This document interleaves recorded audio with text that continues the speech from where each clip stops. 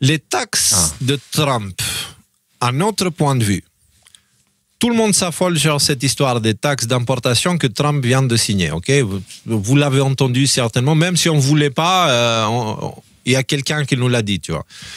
Cela dit, les différentes versions qui circulent ne donnent pas l'image de l'ensemble. Tout d'abord, ces mesures sont une réponse aux taxes que les USA subissent depuis longtemps. De plus, ces mesures ont un impact très important sur le travail illégal des enfants autour du monde. Est-ce voulu par Trump? On ne sait pas, mais les faits sont là. Explorons-les ensemble. Alors, on commence déjà avec les médias qui disent « Oh là là, la France, enfin, les États-Unis mettent des taxes, machin, super élevées, etc. etc. » Okay? La Maison-Blanche, le compte officiel, a sorti un papier pour expliquer pourquoi ils font ça. Sauf qu'attention, c'est un papier un peu manipulateur, mais qui te donne une idée de ce qui se passe. Okay? Si on va dessus, on va ouvrir ce document, et il nous dit, voilà les taxes qui sont demandées par les États-Unis comparées aux taxes que les États-Unis mettent. Okay? Ouais, aux États-Unis. Ouais. C'est comme ça. C'est pas le rapport de la balance commerciale, ça? Alors justement, c'est ça le truc, c'est que là, ils te balancent ça comme les tarifs, alors qu'en réalité, c'est la balance commerciale. Et ça, par contre, c'est un coup de manipulation de la Maison-Blanche pour faire passer la pilule. En gros, si vous voyez ici 67%, okay, ça veut dire que la Chine exporte plus vers les États-Unis que ce qu'elle importe. Donc, elle exporte 67, elle importe 33, par exemple. Okay? Et donc, eux... Ouais, je crois que... Non, c'est même pas comme ça. Des chiffres exacts, c'est genre le volume des échanges, c'est 800 milliards et la Chine vend aux États-Unis pour 500 milliards et les États-Unis 200 milliards et quelques. Enfin, voilà, c'est dans ces zones-là. Exactement. Sauf, donc, ça veut dire que ce ne sont pas vraiment des vraies taxes, mais il y a un déséquilibre dans la balance entre import et export de ces pays-là. Ce qui montre que les États-Unis importent énormément, importent beaucoup plus que ce qu'ils exportent. Okay? Mais par contre, on est d'accord pour dire que c'est une charte manipulatrice parce que ce que Trump a fait, ce sont des tarifs fixes sur tous les produits. Donc, c'est pas du tout la même chose, en fait. C'est pas du tout la même chose. Et il a mis quelque chose de proportionnel par rapport à, justement, ce déséquilibre-là. Okay? Mais regarde, c'est ça qui est intéressant, c'est regarde l'effet secondaire de cette chose-là. Okay? Où est fait le travail le plus... Enfin, où ils abusent des enfants, où ils font travailler les enfants. En Chine, en Vietnam. En Vietnam, par exemple, parce que tu sais, le pire, c'est des Américains qui commandent les produits, qui se les font faire fabriquer par des enfants là-bas, tu vois, et qui les importent ensuite. Ces importations, maintenant, vont recevoir une taxe de 46%. Ce qui veut dire que leur prix va faire... Du coup, tout l'intérêt de faire bosser les enfants, bah, il a disparu. Et c'est ça. Et on ne peut pas dire que c'est une mauvaise chose. Comme le remarque Idriss Aberkan, avec 46% de droits de douane sur le Vietnam, Donald Trump aura fait davantage en 6 mois contre l'exploitation de la main-d'œuvre vulnérable en Asie du Sud-Est que les 3 derniers présidents démocrates depuis 1992. Alors, vous savez ce que je pense de Trump. Cela dit, voilà, comme je ne suis pas binaire, je suis non-binaire, voilà. Hein. Je ne suis pas noir ou blanc. C'est ça. Je ne suis pas noir ou blanc. Ce que Trump vient de faire avec cette histoire de taxes va avoir des positives sur le travail abusé, quoi, sur la surexploitation, enfin sur l'exploitation des enfants ou des choses comme ça. Ouais. Et ça va avoir un avantage pour le peuple américain. On n'est pas américain, donc nous, ça va nous faire plutôt chier qu'autre chose, mais ça veut dire que les emplois aux États-Unis, ils vont faire... Les salaires aux États-Unis, ils vont faire... Ils vont décoller. Donc, l'économie américaine, elle est sur le point de décoller en vertical, quoi. Ouais, ça va prendre un tout petit peu de temps, mais ça va être impressionnant. Alors, est-ce qu'il l'a fait pour que les enfants arrêtent de bosser? Moi, j'en sais rien. Mais le fait est que ça soit... Enfin, tous les pays où les Thaïlande, Occidentaux... Cambodge, Voilà, tous les pays où les Occidentaux envoient le travail là-bas pour qu'ils puissent vendre les produits ici pour gagner de l'argent, et ben tout ça, ça ne fonctionne plus. Ça ramène une sorte d'équilibre, en fait. Donc, je sais pas. Moi, je trouve cette mesure-là, certes, ça va coûter beaucoup à l'Union européenne, enfin à nous aussi, hein, et à moi surtout, qui joue la guitare et que les meilleures guitares au monde sont américaines, et que si jamais je veux changer de guitare, je vais devoir la payer la peau des fesses. Mais attends, jusqu'à maintenant, toi, quand tu as acheté une guitare américaine, c'était 40% quand même que tu payais en surplus des taxes qui étaient imposées par l'Union européenne sur l'achat des produits américains. Ouais, entre 30 et 40%. Là, j'ai acheté un casque, par exemple, récemment. J'aurais pu l'avoir pour 35% moins cher si je l'ai acheté aux États-Unis, le même. Et c'est juste la taxe qui fait que. Sans la TVA, hein, je te parle brut. C'est voilà. Donc maintenant, on va vers quelque chose comme ça et c'est très intéressant de voir. En tout cas, ils parlent pas de ça. Les médias, ils parlent juste de il fait n'importe quoi et machin. Enfin bref, ils sont un peu débiles. Bah tu sais, je connaissais pas ces points de vue concernant les enfants. Enfin, du moins, ça m'a pas trop traversé l'esprit. Quand j'ai vu ça, d'ailleurs, je me suis posé la question pourquoi 49% pour Cambodge, etc. Et ça m'a pas tilté. Mais par contre, l'autre version que j'ai vue, c'est-à-dire que tu sais, il y avait le mouvement de dédollarisation du monde. Et le truc, c'est qu'en mettant les tarifs, notamment à l'Union européenne, en fait, pour compenser, pour pouvoir vendre aux États-Unis, en fait, ils vont devoir jouer sur les valeurs de monnaie.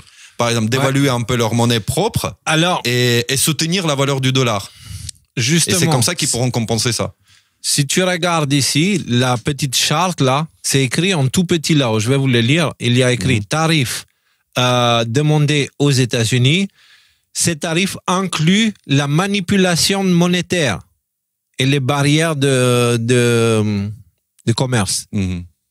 Ok? La manipulation monétaire, donc ça veut dire que l'Union européenne, enfin, les autres pays manipulent leur monnaie pour la mettre plus fort ou moins fort selon les intérêts, tu vois, pour qu'ils puissent, s'ils veulent exporter, ils mettent leur monnaie plus faible, comme ça ils peuvent exporter en se faisant. Et s'ils veulent l'importer, ils mettent leur moyen. C'est tout ça, voilà, c'est la manipulation monétaire, c'est une façon de manipuler les marchés, ça va dans le sens de ce que tu dis et c'est inclus dans leur charge. Jusqu'à présent, aucun pays parle de manipulation monétaire. Là, c'est la Maison Blanche, elle te dit, ces choses-là, elles nous coûtent cher, donc il faudrait peut-être songer. En tout cas, si on prend le point de vue de l'ancien monde, vraiment, toi, tu es citoyen d'un pays, tu mets ton vote, etc. Mais tout le monde voudrait un président, justement, qui fasse de son pays, qu'il y ait de l'emploi, qu'on gagne des sous, etc. Et que, bref, que l'économie fonctionne à l'intérieur du pays, qu'il y ait des lois un peu protectionnistes, que tu puisses agir donc du coup sur les mesures environnementales, etc. Que ce qui se passe, ça soit plus proche de chez toi. Donc voilà. De ces points de vue, voilà, je vais dire Trump. Et en plus, il tient ses promesses. C'est ça le truc. Et ça, on n'en a plus l'habitude. Ouais, des politiciens qui tiennent leurs promesses. Juste pour finir, j'ai déjà expliqué ce que je voulais avec cet exemple suisse, parce que la Suisse, par exemple, elle a reçu 31% de taxes. Sauf qu'il y a un truc que je voulais le dire, comme ça on le garde dans un coin de la tête. Tout est taxé 31% depuis la Suisse, sauf l'industrie de la chimie. L'industrie de la chimie qui est derrière la Big Pharma et la Big Agro. OK? Tout ce qui est Monsanto, etc., ils sont des clients de la Big Chimie. Okay? Tout ce qui est Big Pharma, ce sont des clients de la Big Chimie. Donc la Big Chimie, c'est tout là-haut. Et eux, par contre, ils n'ont pas le 31%. Ils n'ont pas de changement de... Après, d'après ce que j'ai appris, moi, sur cette question-là en particulier, c'est que les États-Unis étaient un grand importateur des produits pharmaceutiques, justement, de l'Europe et de la Suisse. Ouais. Mais des produits pharmaceutiques finis. Ouais. Alors évidemment, faut pas jeter bébé avec l'eau du bain. Évidemment, l'industrie pharmaceutique c'est de la merde, mais il y a quand même des choses quoi là. Mais par contre, ce que je trouve cohérent, c'est toujours dans la logique de ramener des produits chimiques afin de fabriquer à nouveau aux États-Unis. Donc non, mais pas la peine de se tirer une balle dans le pied. Oui, mais la Big Pharma, elle n'est pas taxée non plus. Ça touche pas la Big Pharma. Hein. J'ai l'article, si tu veux le lire, ça touche pas la Big Pharma non plus. Ils sont exemptés parce qu'ils ont des accords bilatéraux, trucs machin, tu vois. Donc, c'est bien, mais quand tu dis que ton ennemi, c'est la Big Pharma et au point où tu risques ta vie, etc., et que tu taxes tout le monde sauf la Big Pharma, Paradoxe.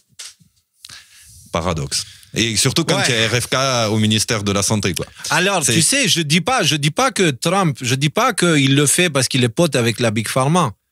Moi, personnellement, je pense que ça révèle un grand problème qui est celui de la dépendance de la dépendance de Babylone à la chimie, tu vois. Parce que si Trump, il augmentait ça à la big chimie, il y aurait des répercussions sur toute l'agroalimentaire et le pharmaceutique, ce qui ferait que la nourriture et les médicaments, ils passeraient à travers le plafond et on galérerait comme des chiens et ça aurait provoqué la colère des gens, tu vois. Mais ça montre comment ces industries tiennent l'humanité par les testicules, tu vois ce que je veux dire? Ça montre pas que Trump est corrompu devant eux. Ça montre que, là, pour le coup, il est peut-être intelligent de ne pas l'avoir fait dans ces secteurs parce que s'il le faisait, il aurait provoqué la colère du monde entier, en fait. Ouais, peut-être à la guerre civile, hein, sur le coup aux États-Unis, ouais. Si les gens ont faim. Voilà, donc, mais c'est juste, ça révèle notre dépendance à ces industries. Il ne faut pas se poser la question pourquoi ils font ce qu'ils veulent. C'est parce que s'ils font pas ce qu'ils veulent et s'ils arrêtent tout, on n'a plus à manger dans les grandes villes et tout ça. Hein. Vous savez, vivre dans des grandes villes, c'est pas naturel. Et si on arrive à le faire, c'est parce que il y a ces industries qui arrivent à accélérer le processus enfin bref, c'est des sujets super tristes en fait. On a vraiment fait un monde de merde finalement. Alors, sinon, une petite blague avant de finir. Il y a Jean-René Cazeneuve, je sais pas qui c'est le mec, qui publie un post et qui dit « Ah, Donald Trump taxe notre industrie. Elon Musk se croit au-dessus de tout. Je dépose une résolution pour taxer à 200% chaque Tesla entrant en Europe. Nous ne serons pas la victime passive de leurs caprices. L'heure de la riposte a sonné. » Sauf que ce débile mental, il ne comprend pas que la grande majorité des Tesla vendus en Europe sont faits en Allemagne. Donc,